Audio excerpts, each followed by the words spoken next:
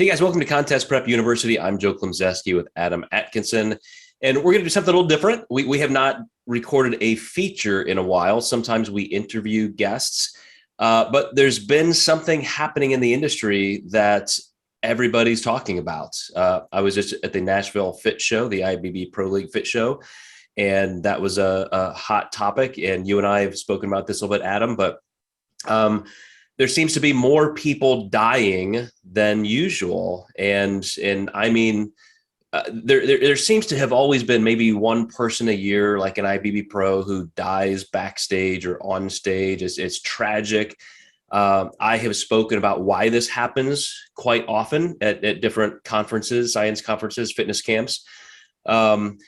But I'm assuming you kind of know, the numbers and the stats, and it seems like there are some coaches who are becoming kind of known for a lot of clients dying on their watch. And let me, before we get into the physiology of what happens with that, Adam, without being too specific, can you talk about what you're seeing and maybe even in your known history of the sport?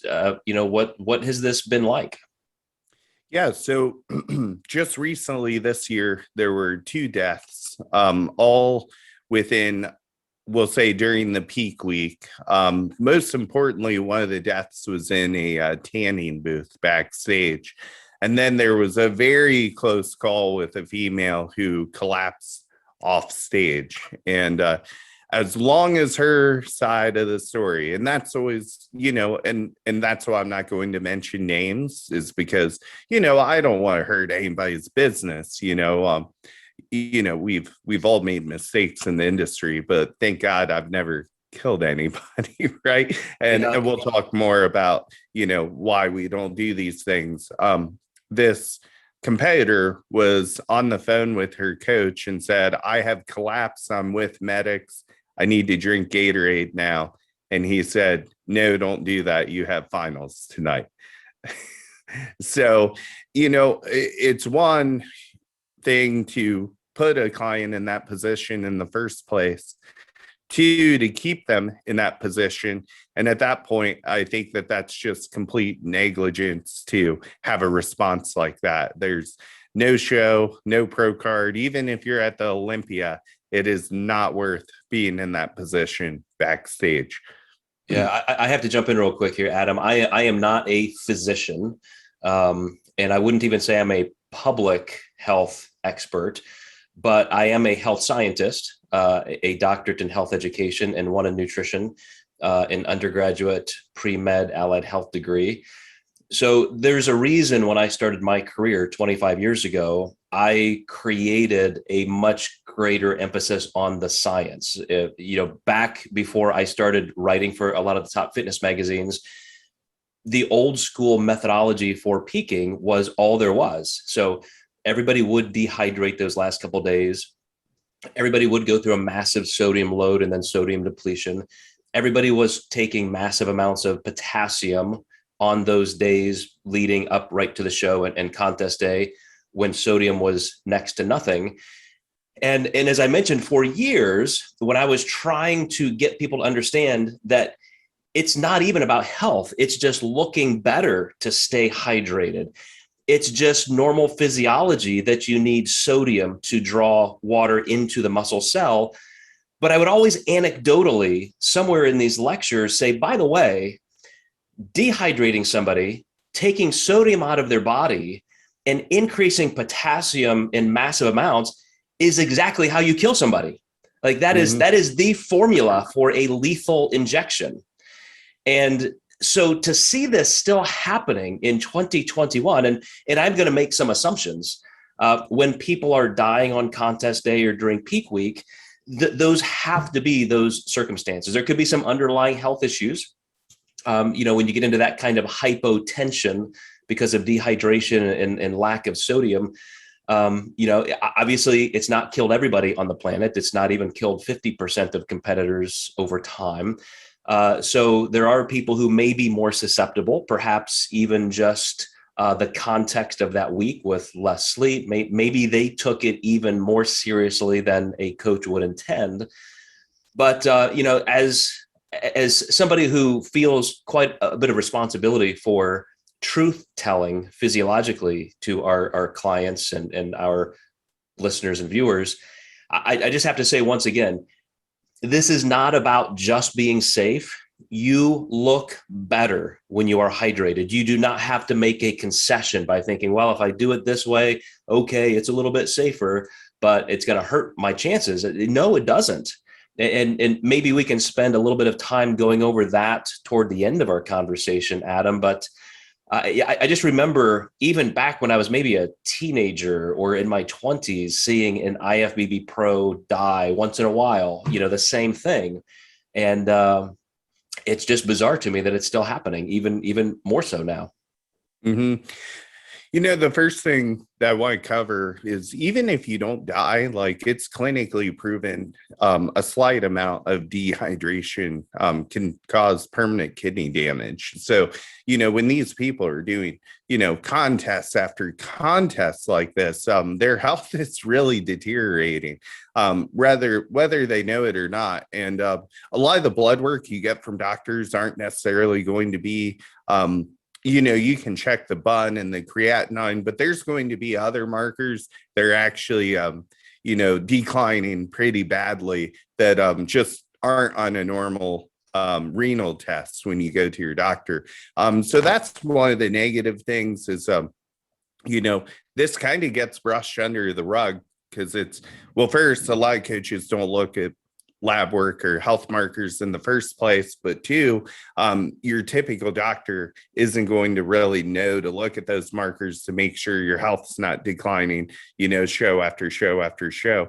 And, secondly, Jake Wood had mentioned changing judging criteria based on this death. And I understand that these guys aren't, in the health field, in retrospect, they're not doctors, but just as you said, the criteria doesn't need to change. The way people think that they need to peak, people need to change. And, I think people mean well. When you look at just diuretics in general, I know one of the really common phrases that nurses use is odds make you dry. So there's a term called dry in bodybuilding, but, as you and I always say, use sodium and water to look dry.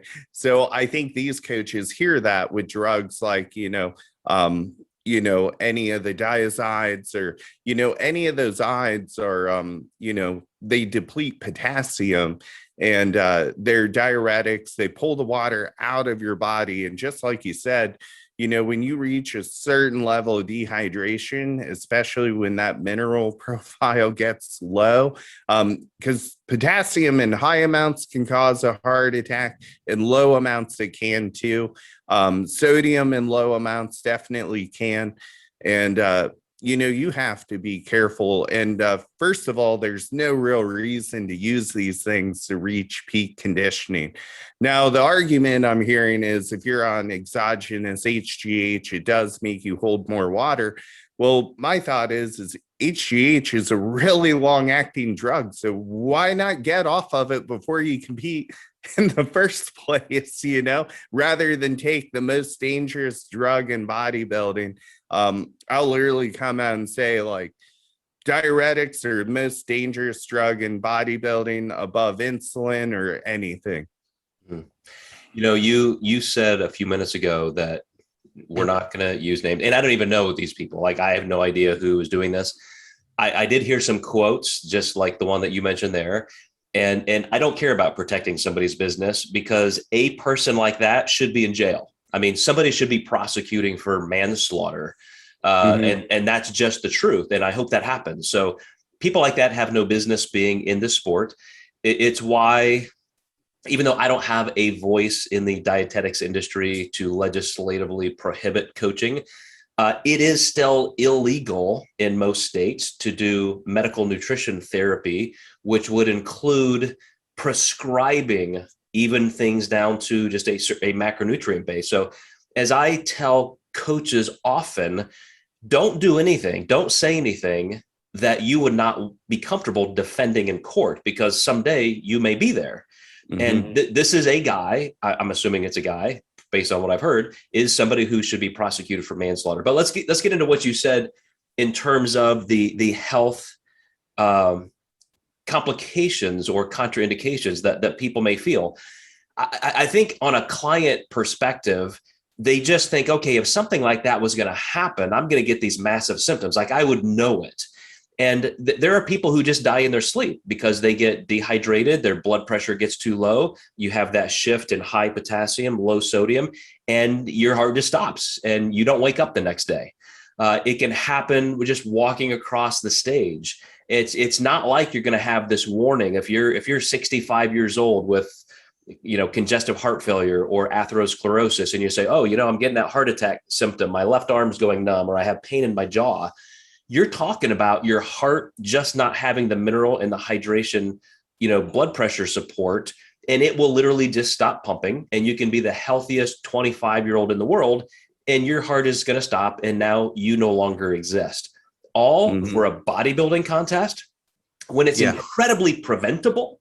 I mean, all you have to do is the thing that makes you look better anyway, which is to stay hydrated proportionally to what you can hold in your muscle tissue, the level of glycogen that you have in the muscle at that time, whatever peaking strategy you've used. And there's just no problem. There is no risk at that point. So, I just want to say to those clients out there working with coaches who are that vociferously, dogmatically unhealthy in terms of what they're forcing you to do, and it literally comes across in force. You will not do that. This is what you will do. You need to leave that coach. I mean, that's not only an abusive relationship, but they are killing people, clearly. 1,000%. In this particular case too, Joe, they were using aldactone and Bumex. So aldactone is a sodium depleting diuretic. And then they're using Bumex, which is just a loop. So, well, I shouldn't say just a loop. It's 40 times more potent than just Lasix.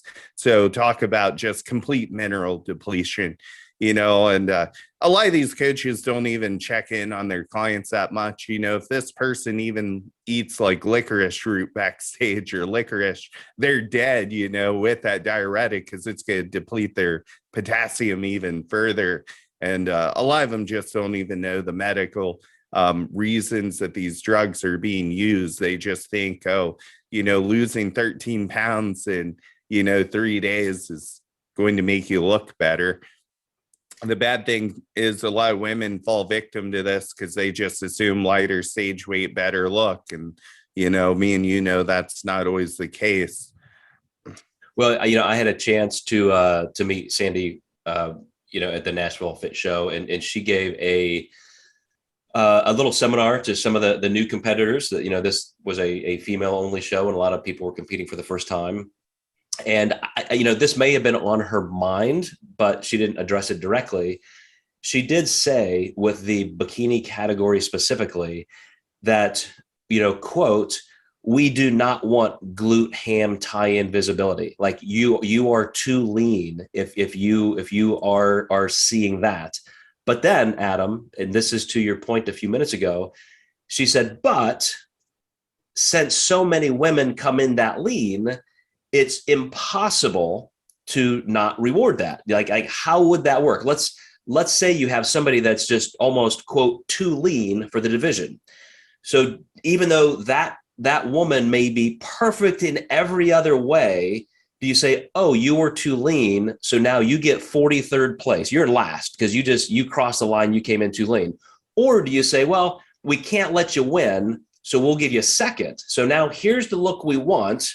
You were, quote, disqualified for being too lean, but you still blocked, everybody else. Like, what do you do with that? So something that you and I have talked about is no matter how many divisions we create to try and spread apart the division criteria and make room for hyper conditioning or not quite as much, as Sandy said, the best physique just kind of ends up winning. No matter where we put the criteria, that's, we'll hold to that standard as much as we can.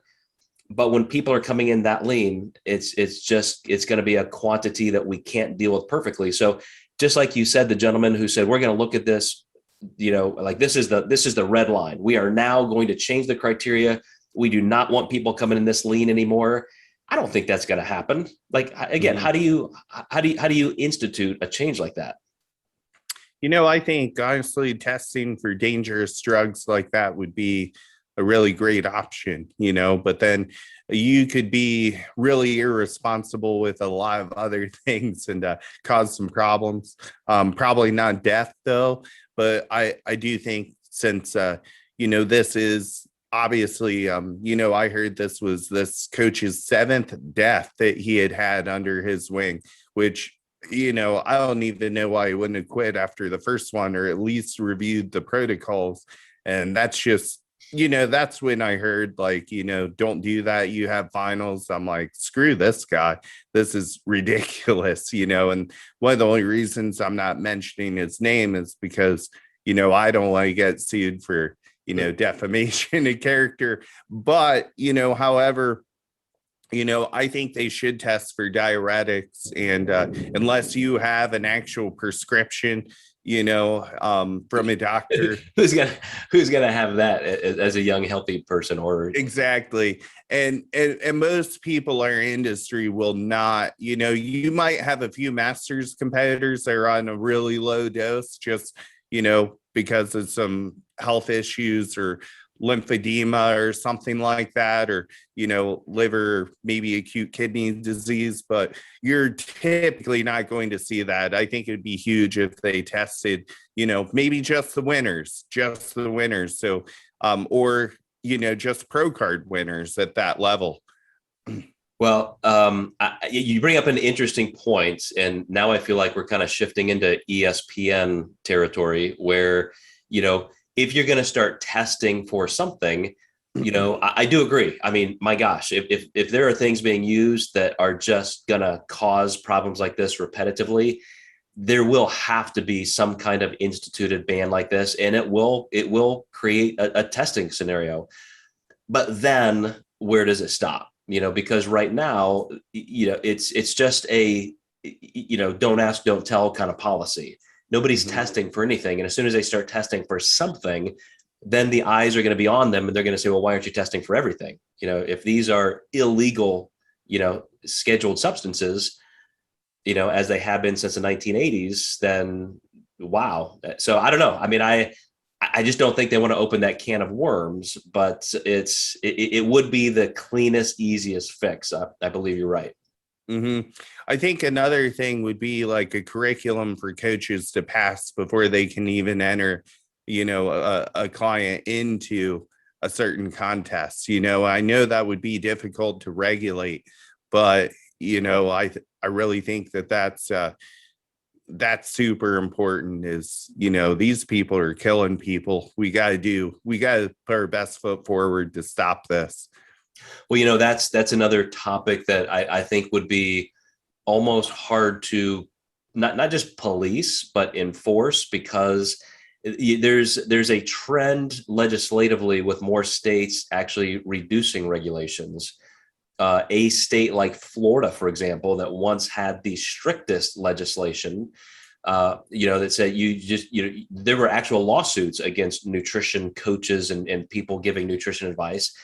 And now the governor down there just wiped out more than 200 occupations that you need any licensure or certification for. And then it would almost be like the personal training realm, which is, okay, we have these places where you can get certified. Do you have to be? Is that a legal statute? Does anybody really check it? Who's going to police it? Who's going to inspect? Who's going to test? I don't see that happening anytime soon, if ever. Mm-hmm. There are countries, you go to the Nordic states and perhaps places in Canada where they do take collective safety and responsibility to a level like that.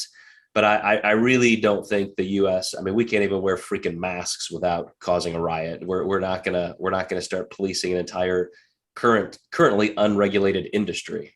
You know, I'm in one of the most strict states here. So if I didn't have a medical director, like the state board would completely be after me on, and luckily, I'm licensed and, accepted by my state board through, the diet doc, which is great. But a lot of states aren't that way. I believe that I'm not sure the jurisdiction of where this coach lives, but I can imagine if they knew, they would be after him for sure. Yeah, well, you bring up a good point. We just this year were tested in that realm. And I will say it was even in Ohio. So one of our diet doc licensed clinicians received some kind of notification from the state board that said, "Hey, you're not a registered dietitian. What's going on? You need to send us some kind of proof of competency." And so, of course, she did have that backup. She's licensed through us. She's been through our curriculum and our support and our training, and our medical director and dietetics director have signed off on all of our practices and so forth. And, submitted that, and, it was over. But I do think if even more action like that was taken, you could start at least creating a standard where people had to look at some basic level of certification. But again, I just think in mass, we're just never going to see that in the US. I think, like you said, that's really hard to police, but there's got to be something, a conversation had. I think the higher ups need to even understand, how horrible these drugs are that these people are being given.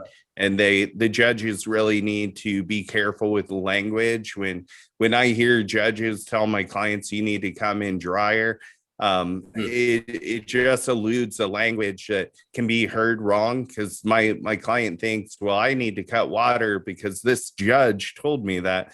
I'm like, no, you need to lose like 5 more pounds of body fat and you will look drier.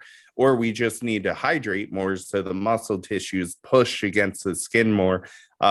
This will definitely allude to our next podcast very well, which is going to be on judging language. So I won't get into that too much, but that's another problem that I see in this industry. You bring up a great point. Just by kind of standardizing some language like that, I think judges, it would clarify some things. But let's spend our last couple of minutes, Adam. And I know we have entire series and features on peaking and peak week and peaking methodology and the physiology of contest prep. But let's talk about specifically why staying hydrated and having an appropriate mineral balance does give you the best look. So explain to our audience, Adam, why somebody who's been dehydrating for 2 days, gradually to the point where maybe just sips of water the last day, what's happening to their muscle tissue versus somebody who just keeps a pretty standard amount of water in throughout, all the way leading to the show. Yeah. So it's actually coming out of the muscle tissue. So, when you're losing that water volume, you're getting smaller, and your weight's going down, but you're still holding that water in between the muscle tissue and the skin. And now the muscle tissue is retracting from the skin. Now it looks like you have even more water between the muscle and the skin, which looks like a layer of fat. So even though your weight's down 10 pounds, you're just, I always like to use this as a deflated balloon analogy, essentially. So if the balloon is your muscle, now pull the air out of the balloon, or we could even say pull the water out of the balloon, because you can make a water balloon. And, now you have this shriveled small muscle. Yeah, the balloon's lighter, but it doesn't look better. So and then also with the minerals that really control where the water goes, sodium really helps you store water in the muscle tissue, and sodium and potassium work together. Potassium can start pushing it out of the muscle tissue in too high of amounts. So, a lot of these recipes for disaster just don't make sense from a looking your best scenario either. Yeah. So What I would say, I'm going to go through the physiology for just a minute or two, but anybody watching or listening this, just look at your contest photos, compare them to how you look 2 days prior, 3 days prior, 4 days prior, and tell me how much of a genius your coach is when that coach says to take water out, drop sodium, etc. You know, you look worse. You probably look catastrophically worse. And yet, as soon as you start drinking water again, the next day or two, you instantly look better. Why is it that you always look your absolute worst on contest day? We're telling you the answer. It will not only save your life, you will look better. So as Adam is saying, too much potassium, as you start loading potassium, will create the same endemic response from your kidneys as too much sodium. You will start retaining water globally if you have too much potassium, yet you're still pulling that water out of muscle cells. And so not just out of your heart tissue, which is why these people are dropping dead, but out of your muscle tissue. So like Adam is saying, you're already dehydrated. Now you're even sucking water out internally. And so you look smaller, flatter, your skin looks thicker and just gummier. You lose every advantage you had.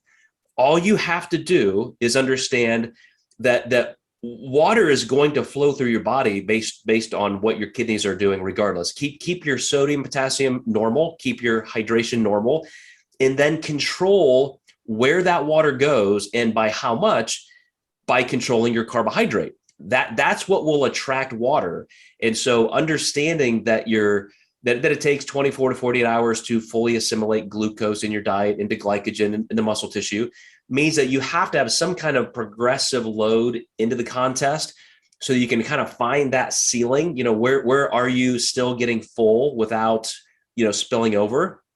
But you also have to leave yourself a little bit of room there so you don't reach that point and then you have no place to go. So this is why Adam and I talk so often about the progressive linear load, or staying even more linear with just a little bit of progressive push at the end. But again, I just went over something in 2 minutes that Adam and I have taken an entire series to cover. So please, if you have any questions about why you still want to keep water, how you are going to control sodium, potassium to look your best, go look at one of those series, or 2 or 3 of our series that we've done on Peak Week. And you'll find out how easy it is to not only look your best, but save your freaking life. Yeah. Most importantly, stay alive so you can compete longer and make more progression. That diuretic is not going to make you progress. It's only going to make you regress, like you said. And that's what drives me nuts. I'm like, are these coaches even looking at these photos? Because I countless times have during show days seen my bikini girls go into hair and makeup and look worse an hour after because someone was playing with their face and they weren't drinking water for an hour. And that's just 1 hour. These girls are dehydrating for 48 hours and then taking diuretics on top of it. I guess blind prep coaches exist, I don't understand it. Just that bad. Well, Adam, I really appreciate you agreeing to do a feature like this. It was your idea in the first place. So critically important for the health of our competitors and the sport in general. We want people to be healthy. We want people to look their best. We want this to be an enjoyable process. And, we don't, I mean, gosh, the longevity of the sport itself, if people start doing this all the time, I mean, think of what that's going to do for the longevity of the sport itself. More importantly, we want you guys to be healthy. So any questions you have, anything that we can do for you on a personal level, please direct message us. We would be happy to help and make sure you can stay safe. But as I said before, go look at some of the series we've done on Peak Week and hydration and mineral manipulation, and you'll have all the answers you need. So once again, Adam, thank you.